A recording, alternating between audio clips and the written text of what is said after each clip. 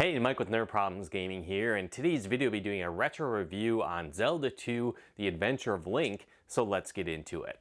Now this is another Zelda title that's been in my backlog for many years. I remember playing it growing up, but don't really recall ever beating it. And at the same time, I know a lot of people don't necessarily like this game as much, or there's negative feedback about it, so I wanted to see if that was really relevant. And I also wanted to see how it stacks up against some of the other modern Zelda titles, and if it's even worth playing in today's age. Now, one thing that's a bit unique about this game is they kind of switched up the Zelda formula. Instead of being a top-down action-adventure game, they made it an action platforming, side-scrolling action RPG. Almost had a similar feel to when they took the action platforming of Castlevania and turned it into more of an action RPG in Simon's Quest. And even though the gameplay is quite a bit different, it did hold a lot of the same themes, focusing on exploration, item collecting, and saving Princess Zelda for another time. Now, the plot of the story centers around Zelda being placed under a powerful sleeping spell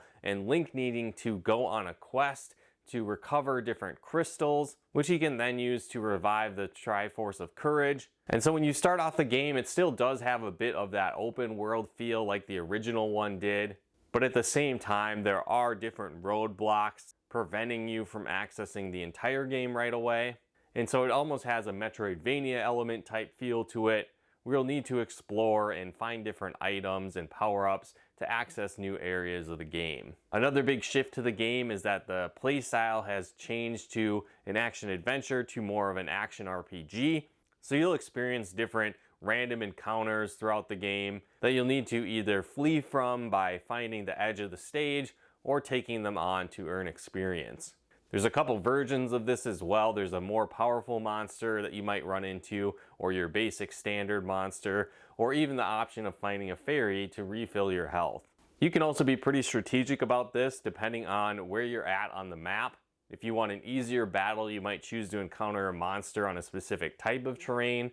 You can even encounter these monsters on paths as kind of a safe option where no enemies will spawn in this little arena area that comes up where a normal battle would take place. And so this is definitely an interesting shift in the gameplay, but I think this is also where part of the frustration comes in, where often you're forced into these battles, and this can lead to a slow grinding death, depending if you're trying to get to different areas with limited skills and abilities early on. Now again, you will gain experience points as you defeat enemies throughout the game, and this is kind of a cool, fun element, but also frustrating at the same time. Now, as you gain more experience, you'll actually be able to level up your hero, and this can improve things like your magic, your health, and your attack power.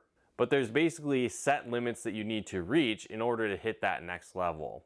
And one element that's quite frustrating with the game is that if you do take damage from enemies, not only does it hurt your health, but often will also reduce your total experience that you've gained.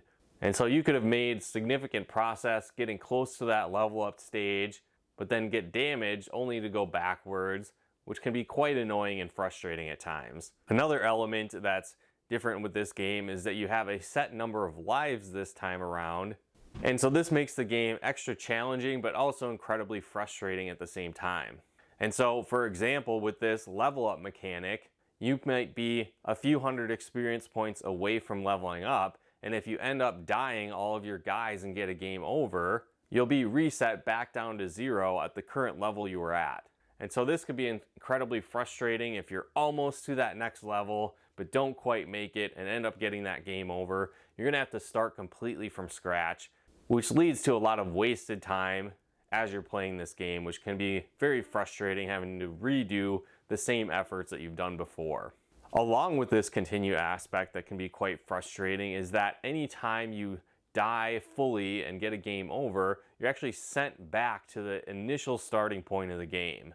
And so as you progress and get further and further along, where you need to be to reach the next dungeon or the next town gets further and further away, and often this leads to a lot of backtracking, which feels like a waste of time and again is incredibly frustrating, needing to walk all across the map, go through multiple caves and dungeons just to get back where you were, then continue on with the game. There's really no save points outside of this as well, and so you're always forced to go back to the beginning, the only time you can actually continue and start in the area you were is the final dungeon of the game.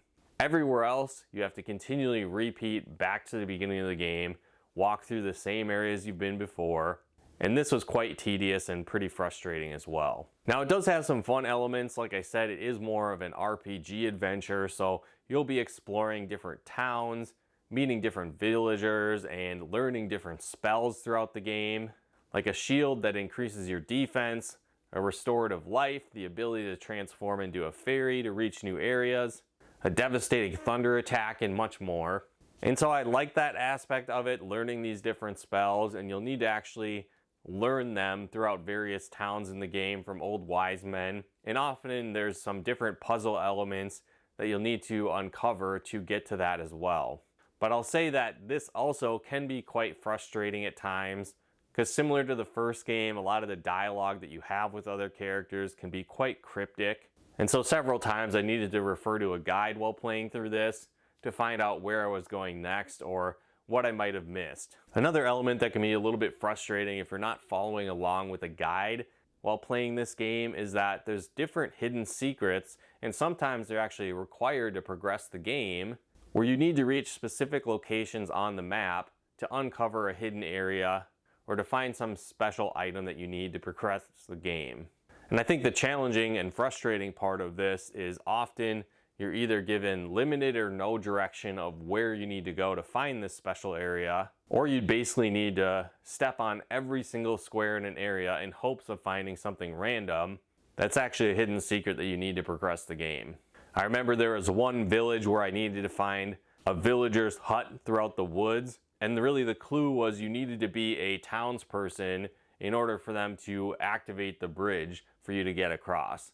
And for them to see you as a valid townsperson, you need to talk to this guy in this random cabin in the woods, but it never really even described that. It just said only villagers can use the bridge or something to that effect. So pretty cryptic, and I don't think I would have gotten past that hadn't I got a guide to actually show me where to go. Same thing with several different heart pieces and magic boosts that extend your magic bar. A lot of them are just individual squares on the map that you just happen to find, and then there's a heart piece hidden there. And so I think for a lot of these, there's no way you would ever find that, again, unless you're trying to walk on every single square in the game, which I don't think the average person is going to do. One thing I did like about this game, though, is that the boss fights are quite challenging, and they're very unique as well. There's different skills that you'll learn throughout the game, like a downward thrust, an upward thrust, or just really mastering the controls in general that you'll need to do in order to beat many of these bosses. And so as you're exploring the different dungeons, there's basically two goals with each one. One of them is restoring the crystal in this dungeon, which requires you to defeat a boss there. And another one is to find some type of special item that will unlock a new ability as you explore throughout the game. So there's stuff like a candle, which will light dark dungeons and caves. There's a hammer, which can allow you to break through huge boulders. There's abilities that allow you to smash bricks to get through different areas, and many more. And so it still has that Zelda-like feel where you're collecting these different items to access new areas or to solve different puzzles within the dungeons. And so I definitely like that element as well. It just really takes on a different form as you're playing in more of this action RPG style compared to the top-down dungeon crawler like many Zelda games are. Now this game does add some iconic characters from the Zelda universe to the game, which is really cool. For example, one of the bosses is Dark Link, which is really awesome and a really intense fight. And it also has some iconic classics like the guy that says "I am error" and much more. And so it's definitely fun to experience some of these original iterations of these firsthand as I was playing through the game. Similar to the first game as well, there is actually a second quest, so if you beat it the first time, you actually can go on a new adventure. Same overall world map, and you also do get to start this time around with whatever level you were at when you finished the game the first time. So it gives you a little bit of a head start. You do need to still recollect different heart containers and magic containers, but you do start with your levels and abilities right out of the gate. And so it is cool that it does have that second adventure as well. Overall, I really like this game, but at the same time, it is incredibly frustrating. And I think a lot of those elements like your experience bar resetting when you get a game over, having to continually start from the starting location of the game every time you get a game over, some of the cheap deaths that you might encounter that really require you to replay the same areas over and over and over again, some of the annoyances of the random encounters that you'll have, and similar to the first game, a lot of the cryptic puzzles that you'll often need a guide if you ever hope to solve. Bring this game down a bit. And compared to the other games, I think it's probably in like a B tier range. There were a lot of elements that were fun and that I did enjoy a lot, but at the same time, a lot of these frustrations ongoing throughout the game brought my overall feeling of the game down quite a bit. I think it's worth playing, but understand you're probably going to be frustrated quite a lot and be forced to replay areas again and again, which can get a bit tedious. But outside of that, I like this game quite a bit. And I think if you haven't played it before, it's definitely worth picking up and trying. But understand you should probably play with a guide so you don't spend too much time wandering aimlessly throughout the world.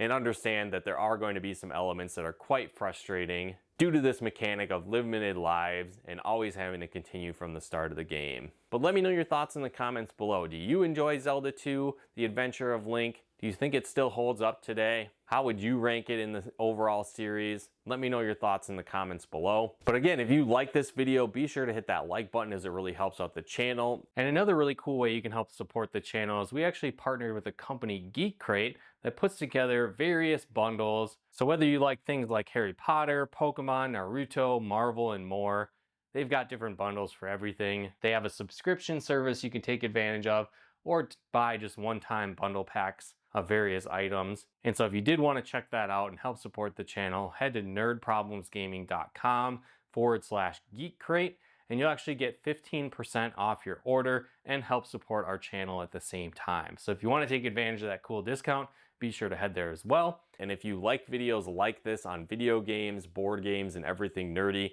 check out one of our other videos here. And if you haven't done so yet, be sure to subscribe and turn on the bell notifications to get the latest updates of new nerd videos we put out. But once again, thanks for tuning in, and we'll talk to you more soon.